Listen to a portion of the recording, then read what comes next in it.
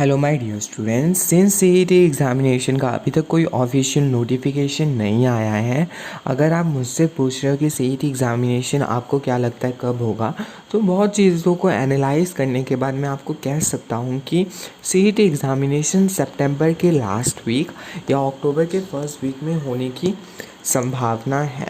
पर जब तक सीईटी वाले इसे कंफर्म नहीं करते हैं तब तक हम कुछ कह नहीं सकते, लेकिन there is still high probability कि सितंबर के एंड और अक्टूबर के फर्स्ट वीक में हो सकता है। जैसे कि जेडब्ल्यू और नीट कैंसिल नहीं हुआ है और वो होने वाला है पर्टिकुलर डेट में, तो हाई प्रोबेबिलिटी है कि सीईटी भी कंडक्ट किया जाएगा।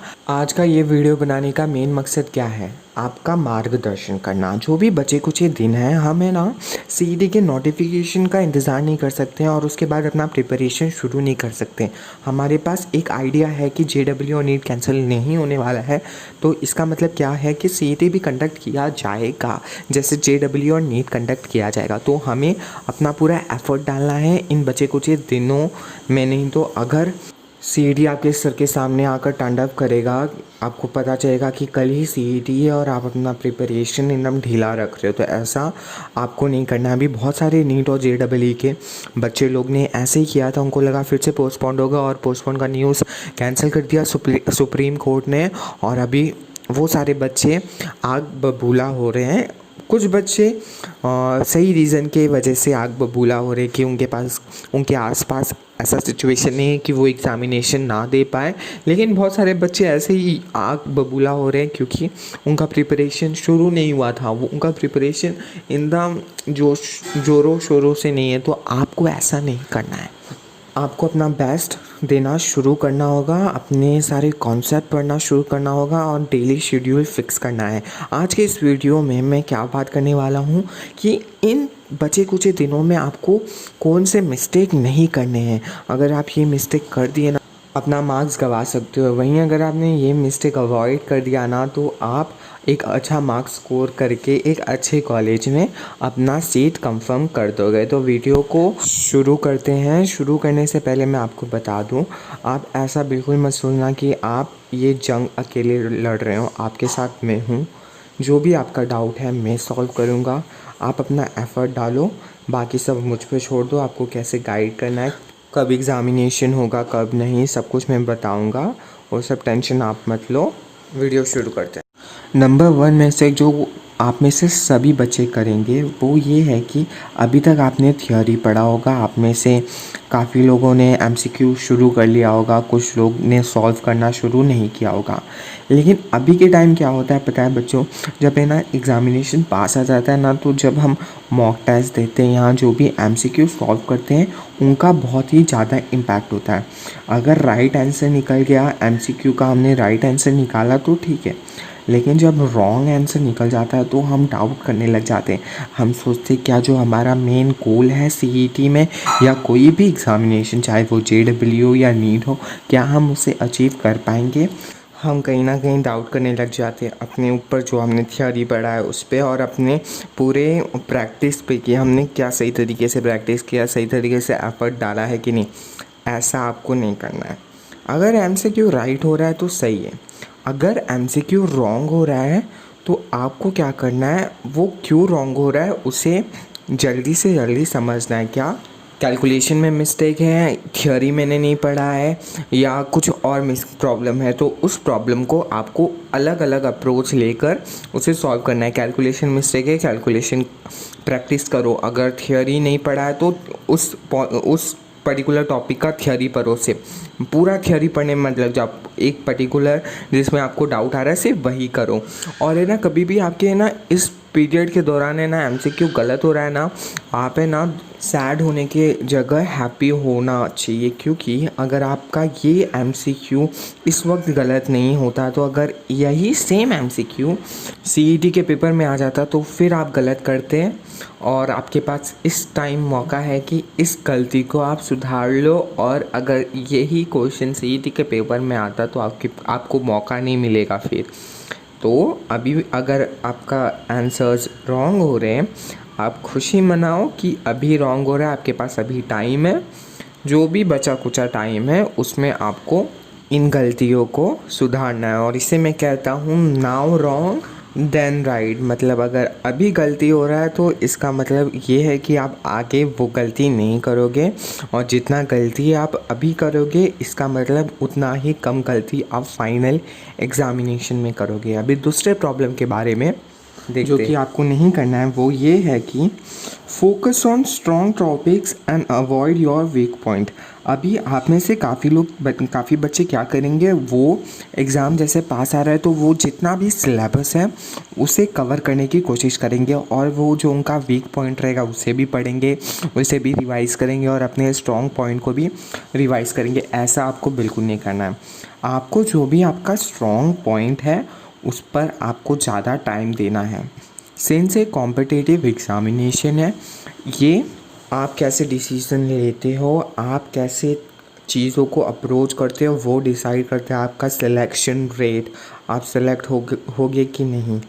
अगर आप इस वक्त अपने वीक टॉपिक को, अपना ये समय वीक टॉपिक पे दे रहे हो और अपने स्ट्रॉन्ग टॉपिक पे नहीं दे रहे हो, तो ऐसा ज़्यादा प्रोबेबिलिटी होगा कि जब आप फाइनल एग्ज़ामिनेशन में बैठोगे तो जो आपका वीक टॉपिक है, अगर आप उसे एकदम अच्छे से नहीं पढ़ पाए तो जो उसका एमसीक्यू रहेगा आप वो सॉल्व नहीं कर पाओगे, और जो आपका स्ट्रॉन्ग टॉपिक है उससे रिलेटेड भी अगर एमसीक्यू आ गया, सिंस आपने उसे अच्छे से रिवाइज़ नहीं किया होगा तो आप वो भी नहीं सॉल्व कर पाओगे।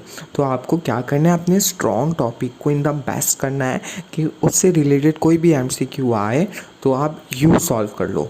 वहीं अगर वीक टॉपिक आपके पास टाइम मिल रहा है तो ही आप वीक टॉपिक को अपना टाइम दो। आई थिंक आपको समझ गया रहेगा कि आपको जो सेकंड मिस्टेक है जो आपको नहीं करना है वो ये है कि आपको अपने वीक टॉपिक पे अभी फोकस नहीं करना है, आपको अपने स्ट्रॉन्ग टॉपिक को स्ट्रॉन्गर बनाना है।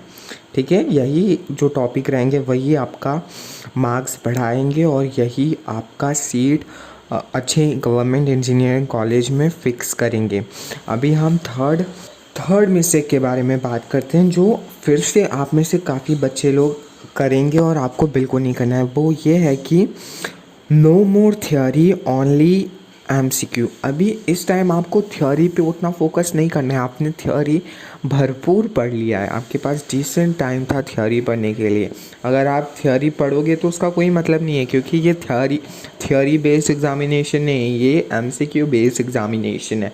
तो इस टाइम आपको थ्योरी कम करना है, एमसीक्यू जितना ज़्यादा आप सॉल्व कर सकते हो उतना करो, क्योंकि अगेन एमसीक्यू का ही सारा गेम होने वाला है सीईटी के फाइनल एग्जामिनेशन में।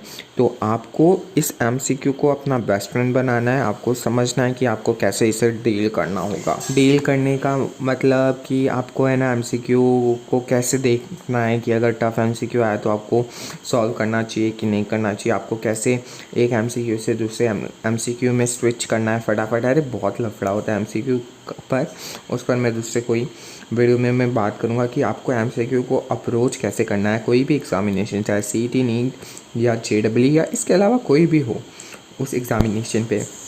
फोर्थ मिस्टेक ये है कि आप किस टाइम एमसीक्यू सॉल्व कर रहे हो, क्योंकि सीईटी एग्ज़ामिनेशन 2 शिफ्ट में होता है, एक मॉर्निंग और एक आफ्टरनून। तो अगर आप मॉर्निंग आफ्टरनून में आप उतने एक्टिव नहीं हो तो आपके पास अभी डिसेंट 30 डेज़ है, आप है ना मॉर्निंग या आफ्टरनून में ज़्यादा से ज़्यादा एमसीक्यू सॉल्व करो, क्योंकि आपको फाइनल एग्ज़ामिनेशन इसी टाइम पे देना है। तो अपने बायोलॉजिकल साइकिल को ऐसे मैनेज करो कि इस टाइम आप सबसे ज़्यादा एक्टिव रहो। आप में से काफ़ी लोग लेज़ी रहेंगे और मैक्सिमम लोग सुबह के टाइम लेज़ी रहते हैं, और अगर आपका सुबह का शिफ्ट हो गया तो अगर आपने एकदम झकास प्रिपरेशन भी किया रहेगा तो वो प्रिपरेशन धरा का धरा रह जाएगा। अगर आप एक्टिव उस टाइम नहीं हो, आपका बॉडी उस टाइम काम नहीं कर रहा है, तो आपको समझ रहा है ना कि अपना बॉडी है ना दिन भर में ना एक समान काम नहीं करता है। कुछ टाइम वो ज़्यादा एक्टिव रहता है, कुछ टाइम कम एक्टिव रहता है। आप में से काफ़ी लोग सुबह के टाइम ज़्यादा एक्टिव रहते होंगे और शाम के टाइम कम, और वैसे ही कुछ ऐसे रहेंगे जो शाम के टाइम ज़्यादा एक्टिव रहते होंगे, सुबह के टाइम कम। तो अभी आप सबको क्या करना है, सुबह के टाइम ज़्यादा से ज़्यादा एमसीक्यू सॉल्व करना है। हमें क्या करना है, जो हमारा फाइनल एग्ज़ामिनेशन होने वाला है वो जो इन्वॉल्वमेंट है उस इन्वॉल्वमेंट को ज़्यादा से ज़्यादा प्रैक्टिस करना है, अपने बॉडी को उसके अकॉर्डिंग ट्रेन करना है। और ऐसा करने का फ़ायदा क्या है कि जब फाइनल एग्ज़ामिनेशन होगा तो हमारा बॉडी हमारा साथ देगा, हमारे ब्रेन का साथ देगा और जो हमारा एक्चुअल एक्सपेक्टेशन है उस एक्सपेक्टेशन पर हम खरा उतरेंगे। इसके बाद बात करते हैं लास्ट मिस्टेक जो आपको नहीं करना है, वो ये है कि आपको उटपटांग चीज़ें अभी नहीं सोचना है। आपका माइंड एकदम क्लियर रहना चाहिए कि अभी सिर्फ़ और सिर्फ मुझे सीईटी एग्ज़ामिनेशन पे फोकस करना है। आपको ये फोकस नहीं करना है कि कल कौन सा पिक्चर आने वाला है टीवी पे, परसों कौन सा आने वाला है, क्या कोई पिक्चर निकल रहा है यूट्यूब पे, क्या हो रहा है, ये सब नहीं सोचना है। सोचना है तो सिर्फ सीईटी के बारे में और कैसे आप अपना मार्क्स अपना स्कोर बूस्ट कर सकते हो। क्योंकि आप में से बहुत बच्चे क्या होंगे इस वक्त है ना, इस सीईटी एग्ज़ामिनेशन के बारे में नहीं सोचेंगे, और जब उनका मार्क्स कम आ जाएगा, उनके दोस्तों का मार्क्स ज़्यादा आ जाएगा, तब सोच में पड़ जाते हैं कि क्या हुआ था मेरे से गलती। ये टाइम आपके पास है, गलतियों को कम कर सकते हो और अपना मार्क्स बढ़ा सकते हो। मुझे पूरी उम्मीद है कि इस वीडियो में जितने भी मैंने बातें बताई हैं उस पर आप थोड़ा सा विचार करोगे और अपने इस डेली शेड्यूल में उन बातों को अप्लाई करने की कोशिश करोगे। आज के लिए इतना ही, लेकिन मैं प्रॉमिस करता हूँ मैं आपका साथ नहीं छोड़ूंगा। सिर्फ आपको क्या करना है, मेहनत करना है और इन बचे कुछ टाइम में अपना पूरा एफर्ट डालना है। और इसके अलावा बाकी सब मुझ पे छोड़ दो। आपको गाइड करने का, आपको सही मार्गदर्शन दिखाने का, वो सारा काम मैं करूँगा। आपको सिर्फ एफ़र्ट डालना है, अपना एफ़र्ट में कमी मत करो और जो भी बेस्ट स्कोर है हम साथ में लेकर आएंगे। इस वीडियो के लिए इतना ही। Lots of love and luck from my side. Good bye.